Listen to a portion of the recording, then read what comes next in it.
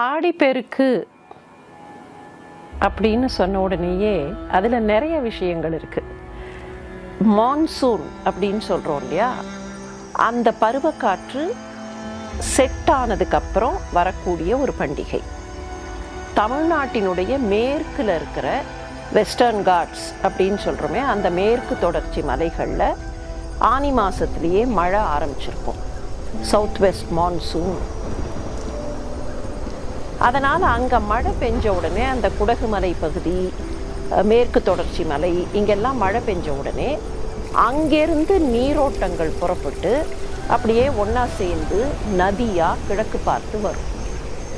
தமிழ்நாட்டில் பார்த்தோம்னு சொன்னால் காவிரி, அதுக்கு வடக்கா இருக்கிற பாலாறு, காவிரிக்கு தெற்காக இருக்கிற வைகை, அதுக்கும் தெற்காக இருக்கிற தாமிரபரணி. இந்த நதிகள் எல்லாமே மேற்கில் ஆரம்பித்து கிழக்காக பாயக்கூடிய நதிகள்.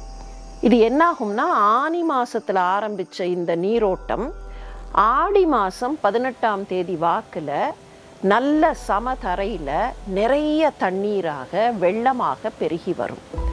இதைத்தான் ஆடிப்பெருக்கு. பெருக்குனா ஒன்று பெரிதாகி எக்ஸ்பேண்ட் ஆகி வருகிறது. ஆடி மாதத்தில் தண்ணீரை பார்த்து அந்த தண்ணீர் பெருகி வருகிறது, ஆடிப்பெருக்குன்னு நம்முடைய முன்னோர்கள் சொன்னார்கள்.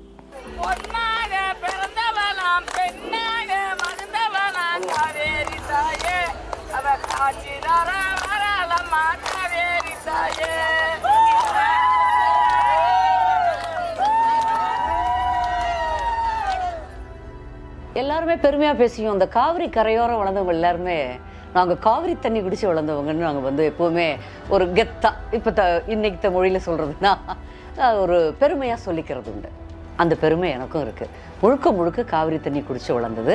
எங்கள் கிராமத்துலேருந்து 1 கிலோமீட்டர் தான் வாங்கலில் கரையோரம். அவ்வளோ அகண்ட காவிரி, கரை புரண்டோடும் தண்ணி. நான் சிறு வயதில் அப்படி தான் பார்த்துருக்கேன். காவிரி தாய் அப்படியே அந்த மண்ணை வளப்படுத்தி எங்கே பார்த்தீங்கன்னாலும் வாழையும் நெல்லும் கரும்பும் அப்படியே தென்னையுமா இருக்கும், பசுமை நிறைஞ்சு கிடக்கும். பழைய காலத்தில் ஆற்றங்கரை ஓரங்களில் தான் மனிதர்கள் நிறைய குடியிருந்தார்கள். அப்போ ஆற்றங்கரையில் குடியிருக்கும் போது தண்ணி நிறைய அந்த ஆற்றங்கரையில் வருது அப்படின்னு பார்த்த உடனே அவங்களுக்கு ஒரு சந்தோஷம். ஆற்றங்கரையில் குடியிருக்கும் போது என்ன பண்ணினாங்க, அந்த ஆற்றிலேருந்து கால்வாய்களை வெட்டி பக்கத்தில் இருக்கிற நிலத்தில் பயிர் விளைச்சல் பண்ணி அந்த பாசனத்துக்கு அந்த கால்வாயிலேருந்து தண்ணி கொண்டு வந்தாங்க. இப்போது ஆற்றுல நிறைய தண்ணி போனாதான் இந்த பாசன கால்வாயில் தண்ணி வரும்.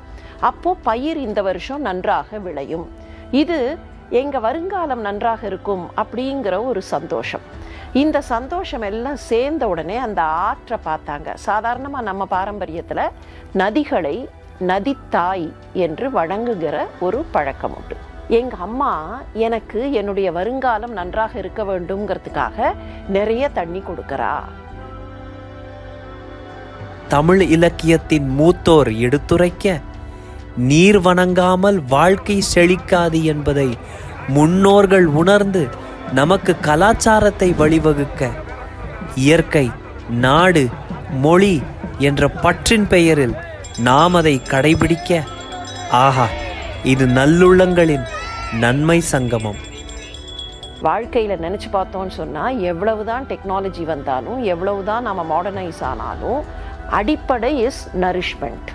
த பேசிக் என்ன நமக்கு, அந்த ஊட்டம், அந்த சாப்பாடு இல்லையா, அது கிடைக்கிறது அப்படின்ன உடனே இது நன்றாக இருக்கும். எனக்கு ஊட்டம் தரக்கூடிய என்னுடைய தாய் என்னை பாலாட்டி சீராட்டி இந்த தாய் வளர்க்கிறாள் அப்படின்னு சொல்லி அவளை அம்மாவாக போற்றி வணங்குகிற ஒரு பண்பு உண்டு.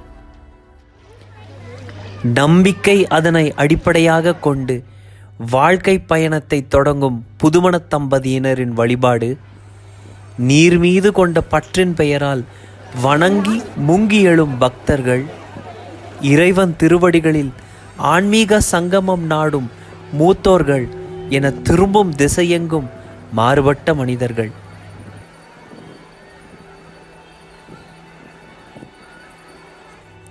நாட்டியம், இசை, சடங்குகள் என களைகட்டும் காவேரி கொள்ளிடக் கரைகள்.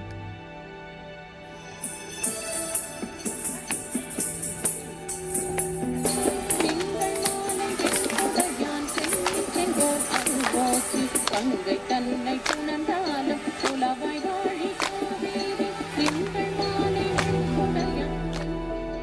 பெருக்கெடுப்பது காவேரி நீர் மட்டுமல்ல, மக்களின் உணர்ச்சிகளும் தான்.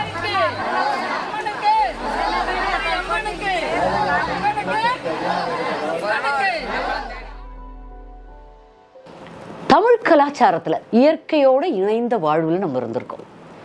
நீங்க அந்த சமயத்துல போய் நீங்க காவிரி பாயக்கூடிய ஊர்களை இன்னைக்கும் போய் பாருங்க. அதாவது இன்றைய தலைமுறை மறந்துட்டாங்கன்னு சொல்ல முடியாது. ஏன்னா சென்னை மாதிரியான பெரிய நகரங்கள்ல வேற வழி இல்லைல்ல, நேரம் இல்லை, ஆறுகளும் இல்லை. ஆனா காவிரி பாயக்கூடிய இடங்கள்ல, கிராமங்களையும் சிறுநகரங்களையும், திருச்சி மாதிரியான, தஞ்சாவூர் மாதிரியான நகரங்கள்லையும், ஈரோட்லையும் நீங்க போய் பாருங்க, இன்னும் அந்த கூட்டம் இருக்கத்தான் இருக்குது. இன்னும் அவங்களுக்கு அந்த நதி மேல இருக்கிற அன்பு இருக்கத்தான் இருக்குது. அது அந்த காவிரி தாய் பாயலைன்னா என் வாழ்க்கை இல்லைங்கிறத அவங்க உணர்ந்து அவங்க அதற்குரிய முழு மரியாதையும் செலுத்துறதை நீங்க பார்க்கலாம். இப்போ நம்ம வீட்டில் ஒரு பெண் கருவுற்றால் அந்த பெண்ணுக்கு என்ன பண்ணுவோம்? அந்த பெண்ணை பாராட்டி சீராட்டி அவளுக்கு வேணுங்கிறதெல்லாம் பண்ணி கொடுத்து, அவளுக்கு சமையல் எல்லாம் செஞ்சு கொடுத்து, அவளுக்கு புது புது அணிகலன்கள் போட்டு அவளுக்கு வளகாப்பு பண்ணுவோம் இல்லையா? இப்போ காவிரி கரையிலையும் தாமிரவர்ணி கரையிலையும் வைகை கரையிலையும் ஆடிப்பெருக்கன்னைக்கு அந்த வளகாப்பை தான் பண்ணுகிறார்கள். தி ரிவர் ஹாஸ் பிகம் பிரெக்னென்ட். அந்த பெண் அப்படியே she is pregnant with water. அந்த ஃப்ளட்ஸ் அப்படியே வருகிறது. உடனே என்ன பண்ணினார்கள்? அவளுக்கு வேணுங்கிற புதுசு புதுசாக சித்திரான்னங்கள் சமைச்சு அதை அவளுக்கு படைச்சு. இது ஒரு பக்கம். இன்னொரு பக்கம் பார்த்தா கருகுமணி, அவளுக்கு கருகுமணி மாலை போட்டு, காதோலை, காதோலைங்கிறது வேற ஒன்றும் இல்லை, காதுக்கு போடக்கூடிய காதணி, அவளுக்கு கை வளையல், வளகாப்பு. அப்போ இது ஒரு பெரிய கொண்டாட்டமாக, விழாவாக.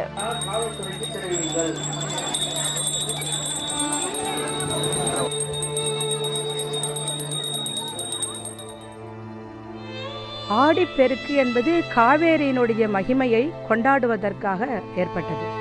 காவேரி கரையோரம் இருக்கக்கூடிய படுகைகளிலே இருக்கக்கூடிய விவசாயிகள் தன்னை மறந்து கூத்தாடுவார்கள். அவள் ஓடி வரக்கூடிய நதி, ஓடி வரக்கூடிய அழகை காவேரியில மட்டும்தான் பார்க்க முடியும்.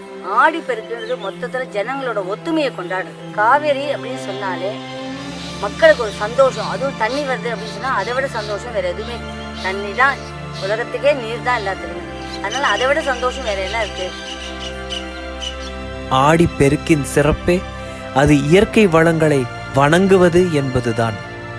இயற்கை நமக்கு கொடுக்கும் ஒவ்வொரு வளத்தையும் மதித்து தேவைக்கேற்றாற்போல் பயன்படுத்தி அனைவரோடும் பகிர்ந்து வருங்காலத்திற்கென பாதுகாக்க வேண்டும் என்பதுதான் இந்த பெருவிழா நமக்கு எடுத்துரைப்பது. இந்த நீர் மேலாண்மை அப்படிங்கிற விஷயம் தமிழர்களுக்கு ரொம்பவே பழக்கப்பட்ட விஷயம். மாணிக்க வாசகர் காலத்தில் வைகையில் ஒரு வெள்ளம் வந்தது அப்படின்னு நாம் கதை படிக்கிறோம். வைகை வெள்ளத்தில் உடைப்படுத்த போது உடைப்படுத்திக்க கூடாதுங்கிறதுக்காக strengthen the banks of the river. வீட்டுக்கு ஒருவர் அதை செய்யணும் அப்படின்னு அரசர் ஆணையிட்டார். அப்போ என்ன அர்த்தம்? எல்லாருக்கும் ஒரு கலெக்டிவ் ரெஸ்பான்சிபிலிட்டி. நம்ம ஊரில் இருக்கிற நீர்நிலையை, வாட்டர் பாடியை நாம் எல்லாரும் சேர்ந்து பராமரிக்க வேண்டும், காப்பாற்ற வேண்டும். மேனேஜ்மெண்ட் அப்படிங்கிறது அதுதான். ஒன்றை மேனேஜ் பண்ணிக்கிறோம்னு சொன்னால் யாரோ ஒருத்தர் மேனேஜ் பண்ணால் போராது. எல்லாரும் சேர்ந்து அந்த நேரத்தில் அதை சரியாக பராமரிக்க வேண்டும்.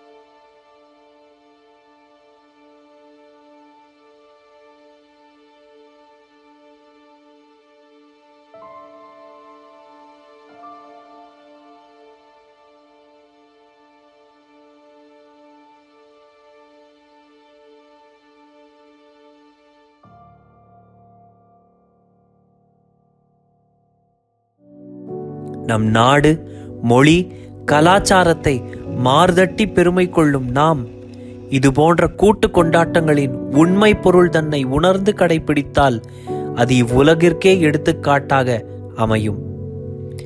நீருக்கு மலர், மஞ்சள், பழம், சந்தனம் தன்னை காணிக்கையாக அளிப்பது சிறப்பு. அதை நெகிழிப்பை தன்னில் தூக்கி வீசுவது குற்றம். மக்காத ஆடை, காலணிகள் என கழிவுகளை நம் நீராதாரங்களில் இது போன்ற கொண்டாட்டங்களின் பொழுது வீசுவது குற்றம். நீரை மதித்து வணங்கும் ஒரு பெருவிழாவில் நீரை மாசுபடுத்துவது குற்றம். காடு, மலை, நதி, ஏரி, கடல் என இயற்கையின் ஒவ்வொரு அங்கமும் நமக்கென்பதையும் அதை மதித்து பாதுகாப்பது நம் பொறுப்பென்பதையும் உணர்ந்து ஆடிப்பெருக்கு பெருவிழாவை ஆத்மார்த்தமாக கொண்டாடுவோம், கடைபிடிப்போம். வள்ளுவர் சொல்றாரு, நீரின்றி அமையாத உலகு அப்படின்னு சொல்றாரு. நீர் தான் இந்த நம்மளுடைய வாழ்க்கைக்கு, நம்மளுடைய வாழ்க்கை ஆதாரத்திற்கு எல்லாத்திற்குமே முக்கியமானது நீர் தான்.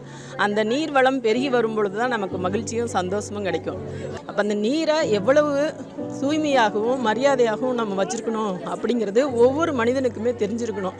அப்போது அதற்கான மரியாதையை ஒரு நாளில் செஞ்சுட்டு போகிறதுல நமக்கு ஒரு பயனுமே இல்லை.